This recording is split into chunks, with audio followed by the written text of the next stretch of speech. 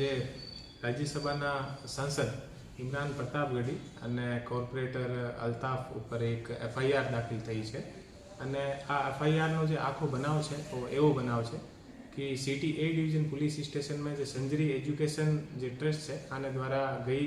મહિનાની 29 તારીખનો એક સામૂહિક વિવાહનો કાર્યક્રમનો આયોજન થયો હતો અને આ સામૂહિક વિવાહના કાર્યક્રમમાં એક વિડીયો હતો અને આ વિડીયોને જે સાંસદ સભ્યશ્રી છે આને દ્વારા પોતાના જે એક્સ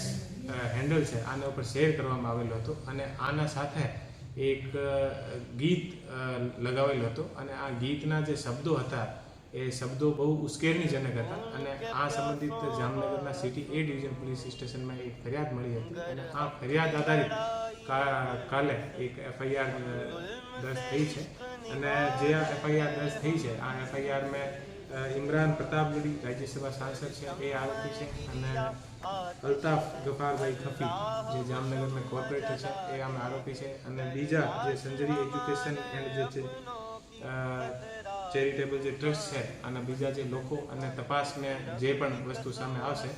આ જે બધા લોકો છે આના ઉપર જે ગુનો દાખલ થયો છે ગુનો એવી રીતે છે કે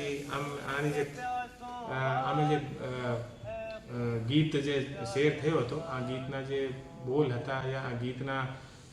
જે શબ્દો હતા એ બહુ વધારે ઉશ્કેરણીજનક શબ્દો હતા અને આ ઉશ્કેરણીજનક શબ્દોને કારણે આ જે એક્સ હેન્ડલ હતો આ એક્સ હેન્ડલ પર પણ ઘણા બધા જે મેસેજ થયા હતા અને ગુજરાત પોલીસને પણ ઘણી બધી જગ્યાએ ટેગ કરી હતી અને પ્રાઇવેટ લોકો દ્વારા પણ જે પોલીસ સ્ટેશનમાં અને બધી જગ્યાએ આની શિકાયત કરવામાં આવી હતી આના અનુસંધાનમાં ગુનો દાખલ થયો છે અને જે ગુનો છે આની અત્યારે આગળની તપાસ ચાલુ છે અને જેવો ગુનો દાખલ થયો છે એ BNSની અલગ અલગ કલમો હેઠળ દાખલ થયો છે અને આમાં એક કલમ 57 પણ લાગી છે જે BNSની કલમ જે 57 છે આમાં એવી રીતે છે કે કોઈ પણ માણસ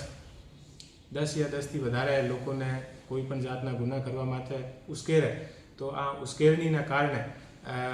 લોકો ગુનો કરી શકે તો આમે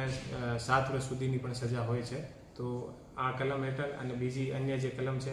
લોકોની ધાર્મિક લાગણી અને લોકોને વીજને વર્ગ વેમનીશી આપણે ઊભો કરવા માટે અલગ અલગ જે વસ્તુ હોય આના સંબંધિત ગુનો દાખલ થયો છે.